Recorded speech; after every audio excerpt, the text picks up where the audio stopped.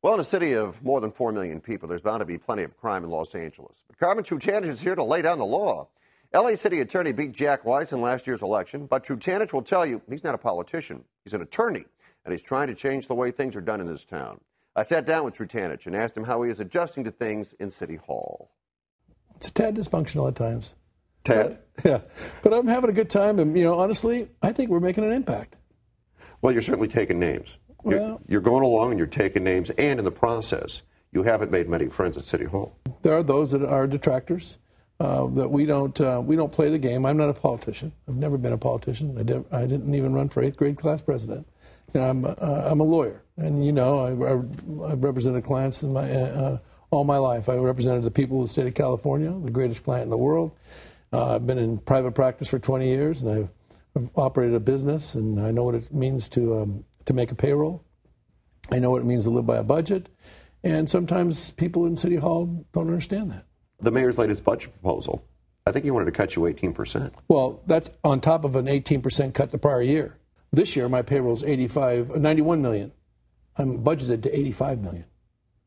My payroll is more than my budget. Right. So last year, it was just as bad. Last year, we finished with a surplus of $300,000. So even though we're behind the 8 ball here, I'm going to go on TV right now and predict that we will budget. Let's talk about medical marijuana, the dispensaries, and that opened another can of worms. Okay, these are all the things I inherited. I inherited all these nightmares, And here's a guy who's never been a politician before. I walk into a billboards, a lawsuit with Laura Chick and Rocky Delgadillo. The medical 850 medical marijuana shops. Hell, there was 3 by my house. It's just amazing. We struggled for 14 years in L.A. before I got here. 14 years trying to come up with an ordinance that we could enforce in the city. 6 months after I took office, there was an ordinance in place. Council voted on it, approved it, and we're moving forward with it. At the most, right now, as we sit, a year later, there's about maybe 200 to 300 of these shops still open.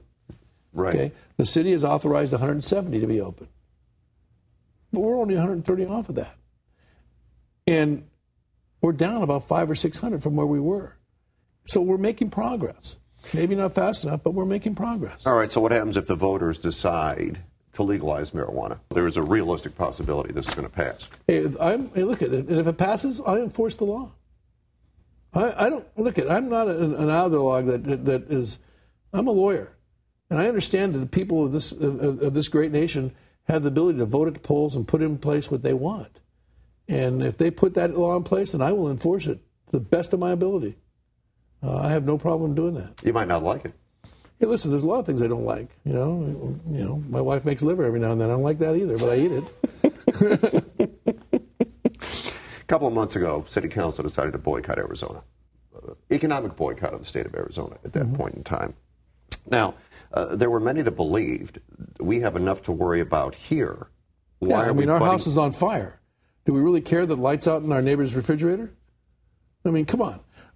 We need to start looking at this city seriously. That's an independent sovereign. We don't do that much business with, it was more for show than it was for go. And then we have all these exceptions that we put into place when it became painful. Let's look at, we don't have to agree with Arizona. Personally, I don't agree with Arizona. But I'm smart enough to know that, look, I've got to clean up my own act before I can take care of somebody else's.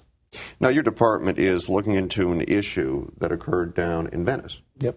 All right.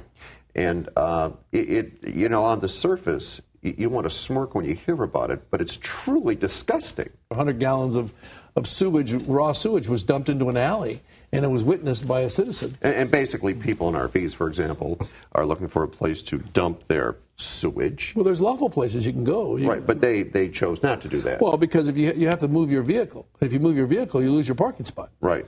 So it's easier just to pop the cork in the gutter. That's happened a lot, and the city has been just washing it down. Somebody witnessed it, called a neighbor who saw the car drove away, got a license number. LAPD stopped him. When it hits the fan, it hits my desk. And it did. And we've had inspectors out there since this time has happened almost every day. And we're not only testing the street, we're testing because the neighbors have been complaining that this is going on and on and on and on. We're testing the sand. We are going to make sure that this does not happen again in this city, ever. County officials have warned RV owners that dump human waste on public streets can be sentenced to 6 months in jail and fined $1,000. How's that for getting tough on crime?